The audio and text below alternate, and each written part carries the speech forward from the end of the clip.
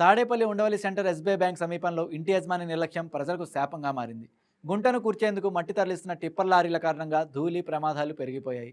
నిన్న రాత్రి లారీలు కరెంటు స్తంభాలను ఢీకొట్టడంతో విద్యుత్ సరఫరా పూర్తిగా నిలిచిపోయింది.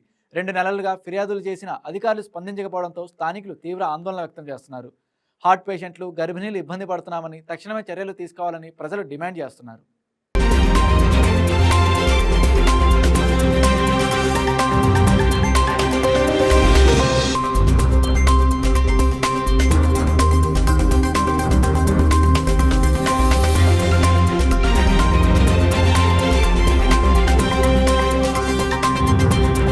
నా పేరు రవీంద్రారెడ్డి అండి. ఉండవల్లి సెంటర్ ఈ గుంటూరు ఛానల్ ఎదురుగా ఆపోజిట్ రోడ్ ఇది ఎస్బీఐ బ్యాంక్ ఆపోజిట్ రోడ్లో రాత్రి 1 గంట సమయంలోనే మట్టి లారీలు అండి 4 లారీలు వచ్చి అనిష్టాసారంగా వచ్చి మట్టి పోసుకొని వెనక స్తంభాలన్నీ ఇరక్కొట్టేసేసి, ఎందుకంటే అండి ఇక్కడ దాని పక్కన హై ట్రాన్స్ఫార్మర్ అయి ఉంది, 50 kV ట్రాన్స్ఫార్మర్ ఉంది.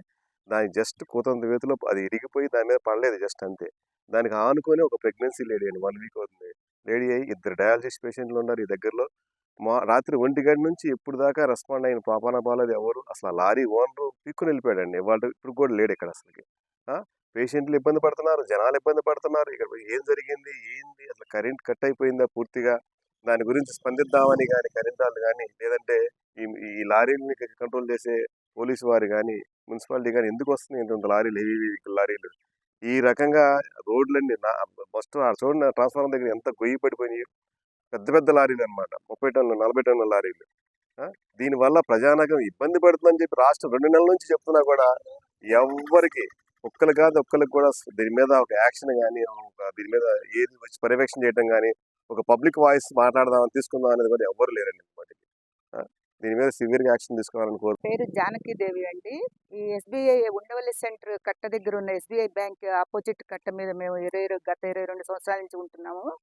ఇక్కడ స్థలం గురించి మట్టి పోయించుకున్న ఆయన రాత్రి స్తంభం అలా గుద్దేసి లారీ అతను వెళ్ళిపోయినా కూడా స్థలం ఆయన కూడా ఇప్పటి వరకు రెస్పాన్సిబిలిటీ లేకుండా అసలు ఉన్నారా, జనం ఇది ఎట్టుపడింది స్తంభం, ప్రజలకు ఏమైనా ఇరుగు పొరుగు వాళ్ళు ఏమైనా ఇబ్బంది పడుతున్నారా, వాళ్ళకి ఏమైనా ప్రమాదం సంభవించిందా అని కూడా ఇంతవరకు అసలు తెలుసుకోకుండా ఇంతవరకు రాకుండా అలా అతను ఉన్నాడు. అతని ఇల్లు ఇక్కడ లేదు కాబట్టి అతను సేఫ్ కాబట్టి అతను బాగానే ఉన్నాడు.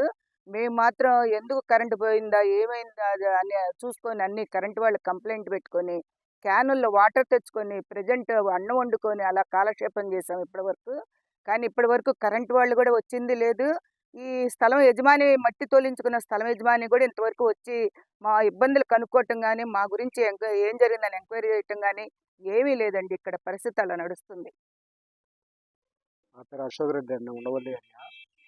ఇక్కడ ఈ గుంటూరు ఛానల్ కట్ట మీద ఈ విపరీతంగా మట్టి మాఫియా విపరీతంగా తోలుతున్నారు. వాళ్ళు ఇష్టం వచ్చినట్టు తోలుకొని ఎవరికి చెప్పకుండా కూడా స్తంభాలు ఎరగొట్టుకొని పవర్ లైన్స్ ఎరగొట్టుకొని రోడ్లు తొక్కేసి ఇక్కడ లోకల్లో ఉన్న జనాలు ఎంత ఇబ్బంది పడాలంటే ఇళ్ళల్లో అంత ఇబ్బంది పడుతున్నారు.